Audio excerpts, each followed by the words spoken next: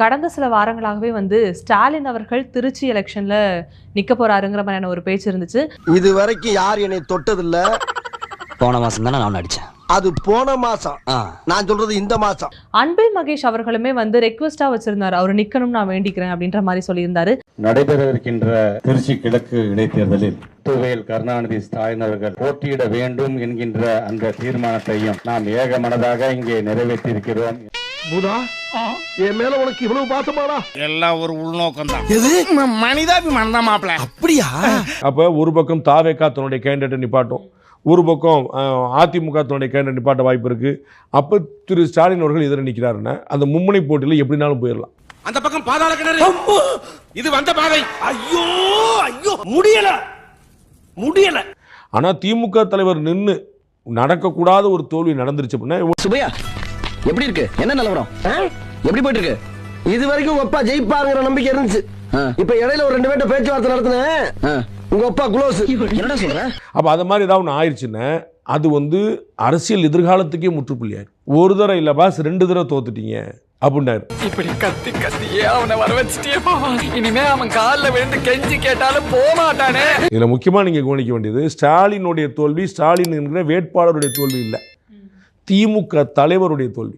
ஏண்டா இந்த விஜய தொட்டோம், ஏண்டா விஜய் கூட இருக்கிற அந்த மக்களை தொட்டோம் நினைச்சு நினைச்சு நினைச்சு ஃபீல் பண்ண போறீங்க. ஐயோ, பேசாம தூங்கி இருக்கலாம், நானே வந்து மாட்டிக்கிட்டனே.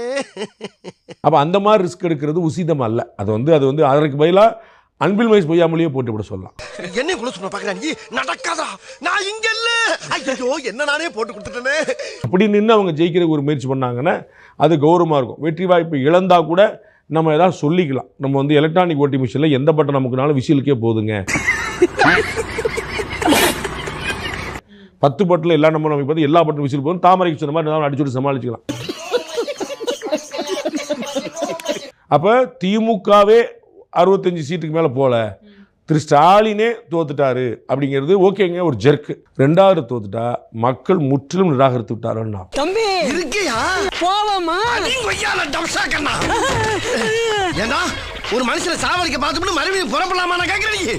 ரொம்ப சுலபமா சோஷியல் மீடியாவை பயன்படுத்தி வீட்டில் இருக்கக்கூடிய சிறு பிள்ளைகளை பயன்படுத்தி அவங்க வின் பண்ணிட்டாங்க அப்படிங்கிற ஒரு விஷயத்தை முன் வச்சிருந்தாரு. உங்கள்ட்ட சோசியல் மீடியா இல்லையா? டிஎம்கேயோட ஐடிவி ரொம்ப பிரபலமாச்சே, பெண் அப்படின்னு ஒரு அமைப்பு வச்சிருந்தீங்கல்ல. ஐயோ டேய், அவன் தான்டா இன்னைக்கு பெரிய வேலை பார்த்து விட்டு போயிட்டான். 2011 சட்டமன்ற தேர்தலில் எதிர்கட்சி வரிசையில் கூட இல்லாம 21 சட்டமன்றத்துக்குள்ள முடங்கி போன திமுக 2021 சட்டமன்றத்தில் வெற்றி பெறுது. வெற்றி பெற்ற போது எல்லோரும் காட்டிய ஒரே ஒரு முகம் சபரீசன் வேதமூர்த்தி. ரொம்ப பயங்கரமான ஆளா இருப்பாரோ. அப்போ வெற்றி பெற்றதற்கு சபரீசன் காரணம் என்றால் தோல்விக்கும் அவர் தானே காரணம். 2020 வெற்றி பெற்றது சபரீசனால, 2024 தோற்று போனது மட்டும் இன்ஸ்டாகிராம் அலையா? கொளத்தூர்ல உங்கள் கட்சியினுடைய தலைவர், முதலமைச்சர் வேட்பாளர், முதலமைச்சர் மற்ற தொகுதிகளை விடுங்க, கொளத்தூருக்கு அவர் பண்ணதை கூட ஒட்டுமொத்த தமிழ்நாட்டுக்கும் கொண்டு போய் சேர்க்கல, சமூக வலைதளங்களை பேசப்படுபவர்களாக வைக்கல. அப்படின்னா இது பெண் அமைப்பினுடைய முழுமுதற் தோல்வி. எல்லாரும் கேட்டுக்கிறாங்க, காலம் 8ல என் பார்ட்டிங்கிற பேர்ல சாவ பறக்க விடுற அந்த பயலுக்கும் எனக்கும் எந்த சம்பந்தமும் இல்லை. அந்த பய தோத்தானா அது என்ன எந்த விதத்திலையும் சேராதுன்னு தெரிவிச்சுக்க. அவர்கள் சோசியல் மீடியால வச்சு வென்றாங்கன்னா உங்க சோசியல் மீடியா என்ன செஞ்சது அதை பார்க்கணும்ல. முதுகுல குத்திட்டு இல்ல முதுகுல குத்திட்டு இல்ல. உங்கள்ட்ட அந்த டூல் இல்லாம நான் ஹேண்டிகேப்பா இருந்தேன், உங்கள்ட்ட அந்த டூல் வந்துச்சுன்னா ஒரு ஃபேர் பிளே நடக்கலன்னு சொல்லலாம். நீங்களும் அந்த டூல் வச்சிருந்தீங்க, அப்ப நீங்க சரியா பயன்படுத்தலாம், நீங்க வருத்தப்படுங்க. அழுதுக்கு இருக்க நீ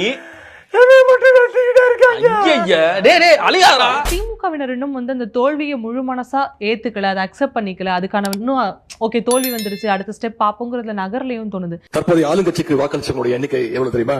1,72,26,000 தான். மீதம் இருக்கக்கூடிய சுமார் 3,21,00,000 பேரும் உங்க கட்சிக்கு எதிராக வாக்களிச்சிருக்கிறாங்க என்பதை நீங்க புரிஞ்சுக்கணும். உப்புற விழுந்தாலும் மீசேல மண்ணோட்டல அப்படின்னு தமிழ்ல சொல்லுவாங்க தெரியுமா? அப்படிதான் இதை பாக்குறேன்.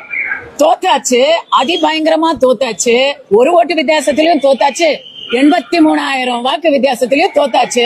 தோத்ததை ஒத்துக்க முடியாம உதயநிதி அவர்கள் அடுத்த 5 வருஷத்துக்கு கதறுவதை நம்ம கேட்டு பார்த்து ரசிக்கலாம். அதுக்கே நான் விஜய்க்கு வந்து பெரிய ஃபேன் ஆயிட்டேன். எனக்கே சிரிப்பா இருக்கு. உதயநிதி அவர்களும் என்ன சொல்றாரு அப்படின்னா, மக்கள் அனைவரும் ஒரு விதமான மாய ஜாலைக்குள்ள மூழ்கி சிக்கிட்டு இருக்காங்க இப்போ அப்படிங்கிற மாதிரியான விமர்சனங்கள் வைக்கும்பொழுது திமுகவினரும் இந்த தோல்வியவே அக்செப்ட் பண்ணிக்கலையோ அப்படிங்கிற ஒரு மன. அதை விட அடுத்த கட்டத்து போய் திமுக தலைவர் வந்து நடப்பதே திமுக ஆட்சி தான்ட்டார். நான் சோழப்பட இருக்க வேண்டிய அவசியமும் இல்லை, நாம் தான் இன்றைக்கு ஆட்சியில் இருக்கிறோம். அதில் நடப்பதே திமுக ஆட்சி. என்னென்ன எங்கள் நலத்திட்டங்கள் தானே தொடருது. அப்போ அம்மா உணவகம் தொடர்ந்து இருந்துச்சு லாஸ்ட் 5 இயர்ஸா. அப்ப நடப்பதே ஏடிஎம் கேட்ஸ் தானே எடப்பாடி பழனிசாமி சொல்லியிருந்தாருன்னு. அவர் ஏன் இப்படி ஆயிட்டாரு? அதான் எங்களுக்கும் புரியல. நான் யாருன்னு கேட்டுட்டு இருந்த இவனை யாரோ இவன் உள் மனசுக்குள்ள புகுந்து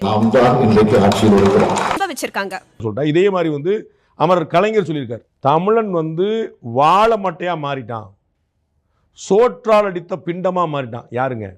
தமிழர். அதனால ஓட்டு போடலாம் சொல்லியிருக்காரு. ஏண்டா கெழுட்டு நாயே, எடுக்கிறது பிச்சை, பேசுறது ஏகத்தாளமா பேசுற. அது வந்து அந்த வெற்றி மக்கள் தீர்ப்பே மகேஷின் தீர்ப்புன்னு முதல்ல சொல்லிடுவாங்க. அடுத்த வரி இந்த மாதிரி சொல்லிடுவாங்க, ஏய் இவன் சரியான பைத்தியம் இல்ல, சரியாகாத பைத்தியம்டா. தாவேகாவோட அமைச்சர்களுடைய பட்டியலை பார்த்திருப்பீங்கன்னு நினைக்கிறேன். இது வந்து தாவேகாவுக்கு வந்து பிளஸ்ஸா இல்ல மைனஸா சார்? விஷால் ரொம்ப ஆச்சரியமா சொன்னாரு. திரைப்படத்துறையை ராஜ்மோகனுக்கு கொடுத்தது ஏன் என எதிர்ப்பு தெரிவித்துள்ளார் நடிகர் விஷால். நீ பொத்திட்டு உட்கார்ற, நீங்க வாங்க விஷால் வாங்க, ஜெயிச்சிருவாங்க, முதலமைச்சரா உட்கார்ந்துங்க, யார் தடுக்கிறா? அப்ப நீங்க வந்து யார் யாருக்கு என்னென்ன துறை கொடுக்கணுமோ கொடுத்துக்கங்க. நீங்க புத்திமதி புண்ணாக்கு சொல்லுவீங்க, அதை நான் கேட்கணும். இவருக்கு ராஜ்மோகனுக்குலாம் சினிமா பத்தி என்ன தெரியும் அப்படின்னு திரு விஷால் வந்து பிறக்கும் போது நடிச்சுட்டு வந்தாரா? நீ கேட்ட ஒவ்வொரு கேள்வி என்ன செருப்பால் அடிச்ச மாதிரி இருக்குடா. அவருடைய குடும்பம் அங்க இருந்துச்சு, அவங்க சினிமா குடும்பமா இருக்கிறாங்க, அவருக்கு வாய்ப்பு கிடைச்சு வந்தார். அப்ப இவங்களுக்கு சினிமா குடும்பம் தான் யாரும் வரவே கூடாதா? ராஜ்மோகன் சினிமா குடும்பத்தை சேர்ந்தவர் இல்லை, அதனால வரக்கூடாதா? இதற்கு முன்னாடி எவ்வளவு அமைச்சர் பெருமக்கள் வந்து அந்த துறையில இருந்திருக்காங்க சினிமாவில் இல்லாம.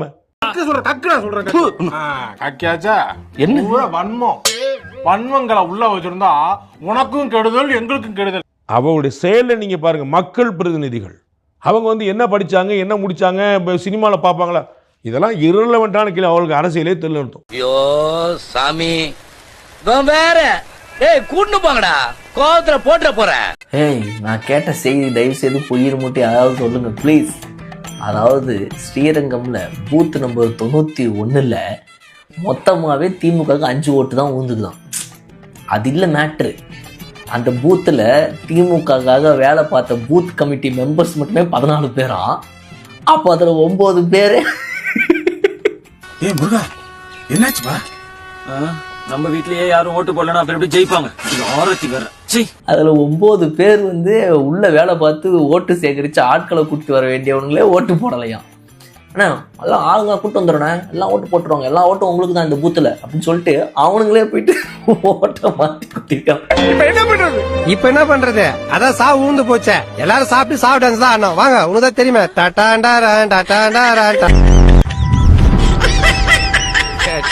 பையன் சார் இந்த பால்சாமி.